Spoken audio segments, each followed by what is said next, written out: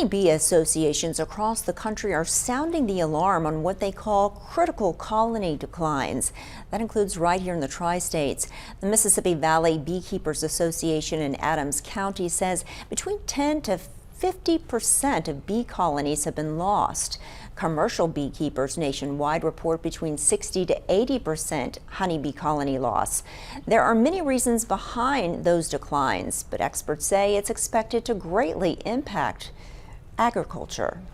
Well, it will affect our food crop. If we don't have the bees, they pollinate about 75% of our crops, which is your nut trees, your fruit trees, vegetables.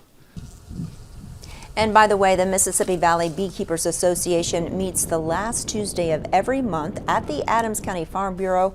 Residents are welcome to learn more about honeybees and how to keep them.